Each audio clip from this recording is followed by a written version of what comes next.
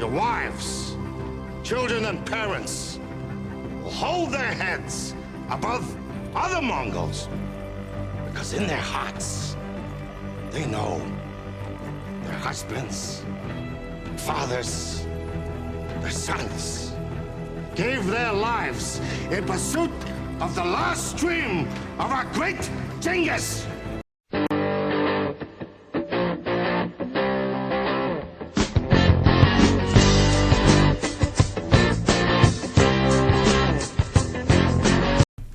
This video was made possible by my patrons, Joshua Bartlett, Scorch88, James Schubach, Douglas Smith, Capitalism is Good, Pipsqueak, Michael, Valerie Calkins, and Victor Cage. Thank you so much to all of you.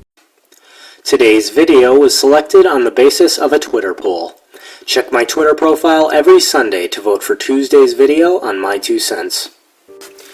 Hello everyone, this is My 2 Cents, and today we're going to talk about a topic that is sure to piss off a great many people. That being said, I'm not going to shy away from it. I think it is an important topic to discuss, especially in our day and age. As always, I'll be giving you my 2 cents. If you disagree with me, you are free to leave a comment below or make a response video, but unless you can form a coherent argument, don't expect me to respond to you. So, what are we talking about?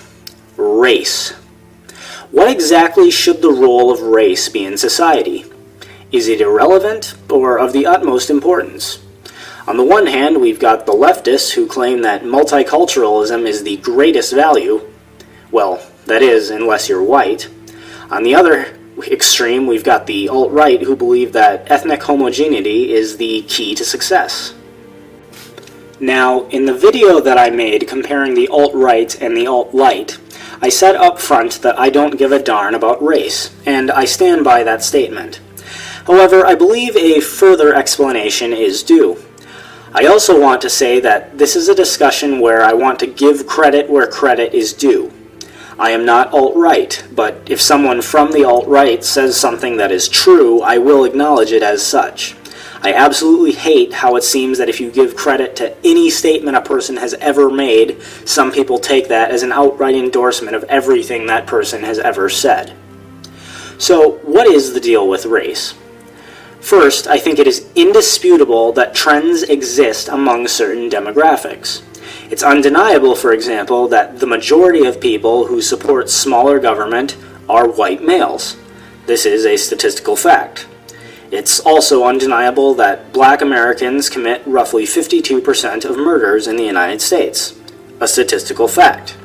However, approximately 69% of all people arrested in the United States are white. Again, a statistical fact. I could go on, but I think you get the picture. All that being said, I don't think that anyone should be arguing that demographics mean nothing or that we should just ignore statistical data.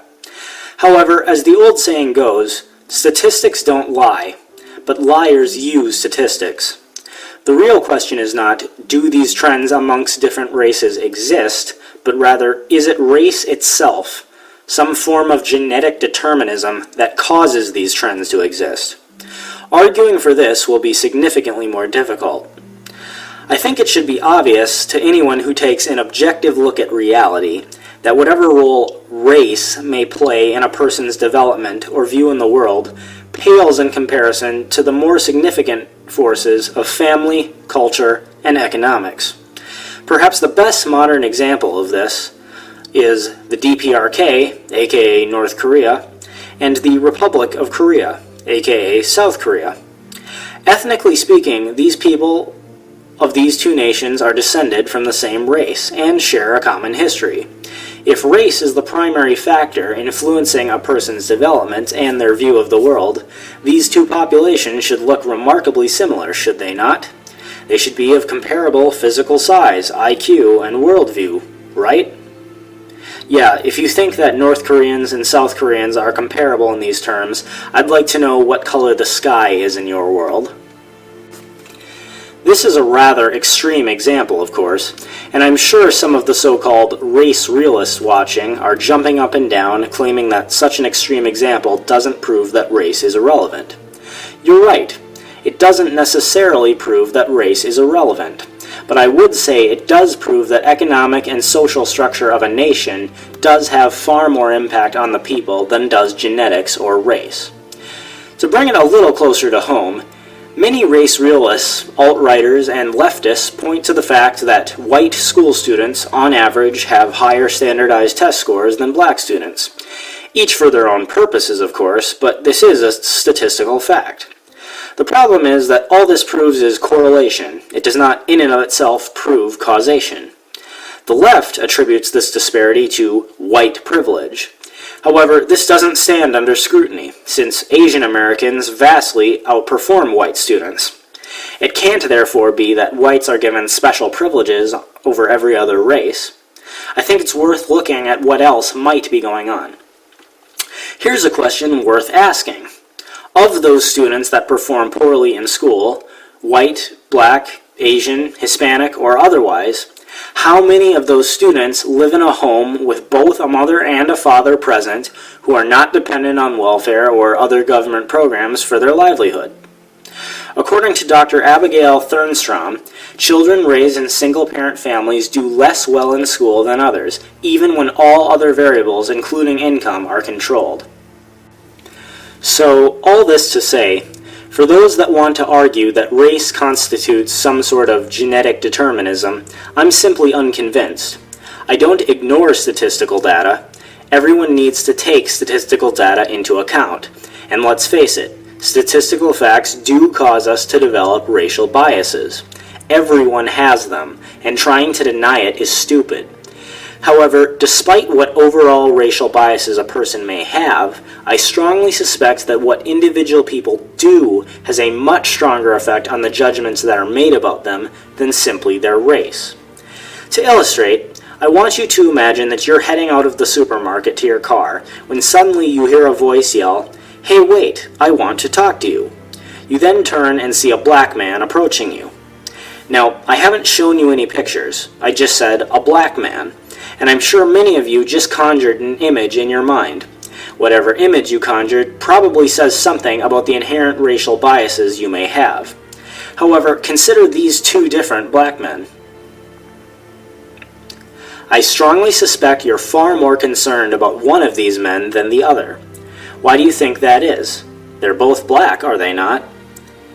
My point is that whatever racial biases you may have, what people do tells you far more about what kind of person they are than what their race is.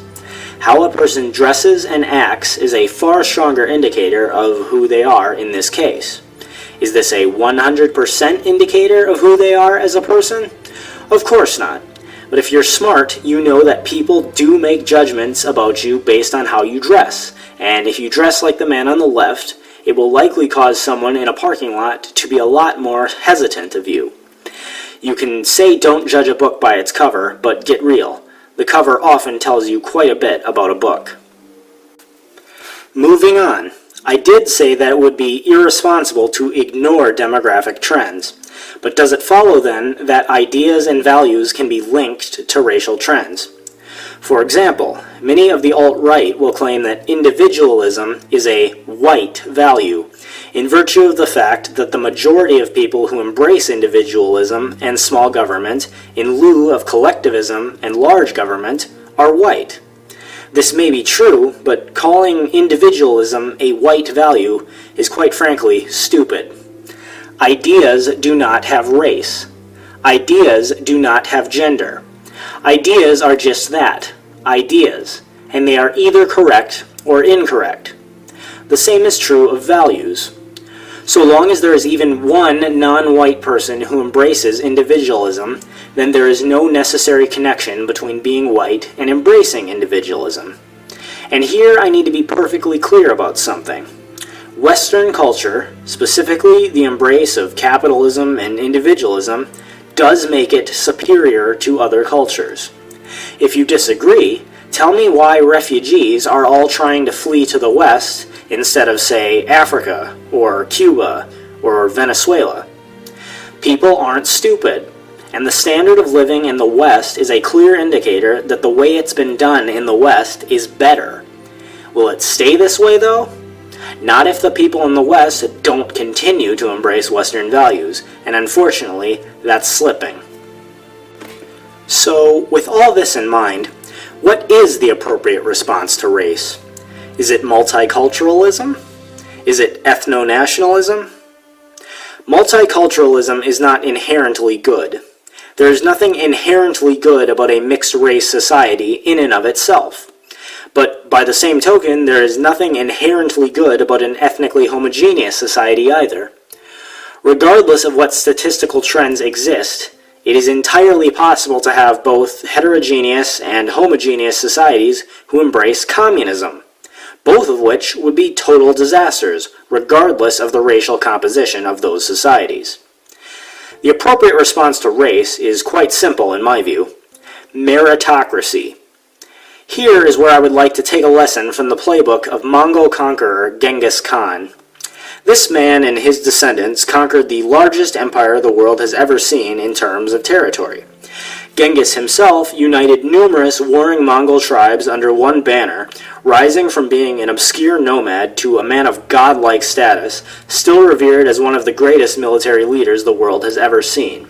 But what was it that made Genghis so great? It is beyond the scope of this video to answer that question in detail, but I do believe one of the biggest factors was Genghis Khan's embrace of meritocracy. In most every other culture in history, you will find hierarchies that are based on lineage, race, political favors. These were not absent from the Mongol Empire by any stretch of the imagination, but Genghis Khan was unique in that he favored talent over a person's lineage. The Mongol court consisted of both Mongols and persons from all the nations that they conquered. The great Khan recognized that a person can jabber all day about who his forefathers are, but if that person has no skill, how exactly does their lineage make them useful? Consider the NBA or NFL. In professional sports, meritocracy absolutely matters. It may be true that the majority of athletes in these leagues are African American.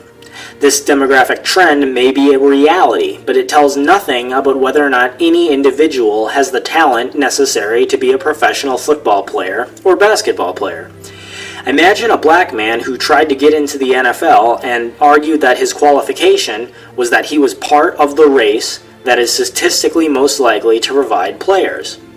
This may be true, but it says absolutely nothing about whether or not he personally has the talent to play. The same should be true with regards to judgments that are made in every other part of society. Whether you're a business owner, a politician, or anything else, if you want to run a successful operation, you ought to care first and foremost about hiring only the most qualified candidates. Maybe this will result in having an ethnically homogeneous business. Maybe it won't. The point is, who cares? The basic reality of life is that nothing comes free, and you get what you earn. Demographic trends will always exist, but what does it really matter? In my opinion, all this time talking about race and race realism is a waste of time. Ideas do not have race or gender. They are either right or wrong, and reality bears out which is which. If you constantly have to be talking about your pride in your racial heritage, then I suspect you probably don't have any accomplishments of your own on which to stand. That's my 2 cents. Take it for what it's worth. Thanks everyone for watching. If you liked this video, please hit like and subscribe. You can also hit the bell to ensure you're notified every time I upload a new video. This video was made possible by my patrons. If anyone else would like to donate and help ensure that I have the time and resources to keep putting out content, for just $1 a month on Patreon or Maker Support, you'll receive a shout out at the beginning and end of every video, and the link to one of your social media platforms in the description. You can also follow me on Twitter, Minds.com, BitChute, WordPress, Gab, and iTunes. Uploads are every Tuesday, Thursday, and Saturday, so stay tuned for more videos.